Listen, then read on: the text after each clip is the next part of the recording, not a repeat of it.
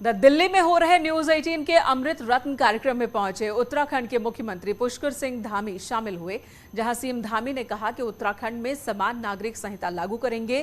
साथ ही उन्होंने ये भी कहा कि मोदी के नेतृत्व में, प्रधानमंत्री के नेतृत्व में देवभूमि का नव निर्माण हो रहा है। धामी जी, पहाड़ से जो सफर शुरू होता है दिल्ली की तरफ, इस आज़ादी के 75वें साल में एक सवाल ये कि दिल्ली अब क्या पहाड़ को ज़्यादा अच्छी तरह से समझने लगी है? देखिए, मैं सबसे पहले तो आपका धन्यवाद करता हूँ। आपने सबके समक्ष यहाँ हम लोगों को सबको बुलाया है, सभी अपने अपने विचार रख रहे हैं। तो जब से देश में प्रधानमंत्री के रूप में माननीय मोदी जी ने काम करना शुरू किया, तब से लगातार पहाड़ को आना भी और पहाड़ से यहाँ आना भी दोनों ही आसान हो गया है। उसका आप देख सकते हैं कि जिस प्रकार से सड़कों का निर्माण हुआ है, पहले देहरादून से दिल्ली आने में 7 घंटे, 8 घंटे, कभी 9 घंटे लगते थे।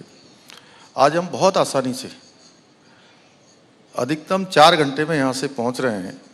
और आने वाले समय में जो एलिवेटेड रोड बन रही है, मुझे आपके चैनल के माध्यम से आप सबके बीच में कहने में खुशी भी हो रही है कि दिल्ली से देहरादून की जो फ्लाइट है, आने वाले समय में वो बंद न हो जाए कहीं।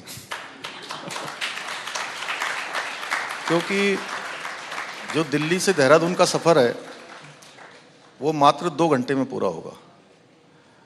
नई एलिवेटेड रोड बन रही है। 4 धाम में हमारे यहाँ पर जाने के लिए, बद्रीनाथ जी जाने के लिए आज ऋषिकेश से 6 घंटे में पहुंच रहे हैं। पूरे पहाड़ के अंदर जो है एक से एक नए काम शुरू हो रहे हैं। ऋषिकेश में हमारा एम्स संचालित हो रहा है, इसमें हज़ारों लोगों को ओपीडी मिल रही है। एक नया एम्स का सैटेलाइट सेंटर हमारा उधम सिंह नगर में जल्दी उसका निर्माण कार्य शुरू होने वाला है। ऐसे अनेकों अनेक योजनाओं पर काम हो रहा है और केंद्र से लगातार माननीय प्रधानमंत्री जी के मार्गदर्शन में, उनके निर्देशन में हमारी सरकार तेज़ी से सब में काम कर रही है।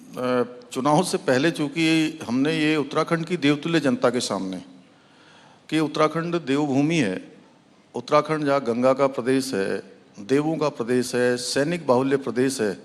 प्रत्येक परिवार से उत्तराखंड के अंदर कोई ना कोई सेना में काम करता है। देश के अंदर किसी के बेटी काम करती है, कहीं बेटा काम करता है, कहीं चाचा करते हैं, कोई किसी के नातेदार, रिश्तेदार, कोई ऐसा परिवार नहीं है जहाँ से सेना के अंदर कोई ना कोई या देश की सीमाओं की रक्षा के लिए अपना योगदान न दे रहा हो। 2-2 अंतर्राष्ट्रीय सीमाओं से हमारे राज्य की सीमाएं लगी हुई हैं। तो हमने ये उत्तराखंड की देवतुल्य जनता के सामने इस चुनाव से पहले ही, इस चुनाव के बाद नहीं, चुनाव से पहले हमने ये संकल्प रखा था कि हमारी नई सरकार का गठन होगा। नई सरकार के शपथ ग्रहण के बाद हम जो सबसे पहले कोई निर्णय लेंगे तो उत्तराखंड के अंदर हम यूनिफॉर्म सिविल कोड बनाने की प्रक्रिया को आगे बढ़ाएंगे। और हमने, चूँकि उत्तराखंड की देवतुल्य जनता ने हमें मैंडेट दिया, अपना समर्थन दिया, आशीर्वाद दिया, और हम उस दिशा में आगे बढ़ गए हैं। और जस्टिस रंजना प्रकाश देसाई जी के अध्यक्षता में 5 सदस्यीय कमेटी ने अपना काम करना शुरू कर दिया। 2 बैठकें उसकी हो गई हैं। सभी हितधारक जितने भी उससे जुड़े हुए हैं, उन सभी से वो कमेटी बात करेगी, जनसंवाद भी करेगी, और जनसंवाद के आधार पर जो कमेटी एक ड्राफ्ट बनाएगी और उसी ड्राफ्ट के आगे लेकर सरकार उसको लागू करेगी। हम इस दिशा में तेज़ी से, जो हमारा तय समय सीमा है, उसमें यूनिफॉर्म सिविल कोड उत्तराखंड के अंदर लागू करेंगे। विपक्ष का जो आरोप रहता है कि आप तो सिर्फ ईडी और सीबीआई का जोर दिखा के ही सत्ता पाते हैं बार बार।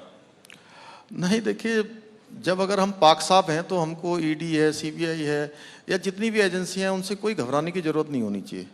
अगर किसी ने कोई गलत काम नहीं किया है तो मैं समझता हूं कि मोदी जी के शासनकाल में किसी को घबराने की आवश्यकता नहीं है। अगर किसी ने गलत काम किया होगा तो कानून उस पर काम करेगा। गैरसैंण की अगर बात करें, वो हर चुनावों में ये सवाल उठता है और फिर चुनावों के बाद वो फिर रेंगता रहता है। ये अभी भी रेंगेगा? नहीं, आपको थोड़ा किशोर भाई शायद गलत किसी ने बता दिया है। हमारी सरकार ने गैरसैंण को ग्रीष्मकालीन राजधानी घोषित किए है और ग्रीष्मकालीन राजधानी के रूप में वहाँ पर लगातार काम हो रहा है और अभी भी इस बजट में भी हमने गैरसैंण के लिए जो है अलग से धन आवंटन की व्यवस्था की है। और गैरसैंण हमारी सबकी संभावनाओं का, हमारी भावनाओं का केंद्र बिंदु है। तो निश्चित रूप से जो एक मैं कहूँ कि क्रम से और स्टेप बाय स्टेप गैरसैंण का विकास सुनिश्चित होगा, उसके लिए हम संकल्पबद्ध हैं। ये हमारे लिए गैरसैंण केवल राजनीति का एक माध्यम नहीं है, दूसरे लोगों ने उसको राजनीति का माध्यम बनाया है। हमारी सरकार ने बड़ी हिम्मत करते हुए उसको ग्रीष्मकालीन राजधानी घोषित किया है।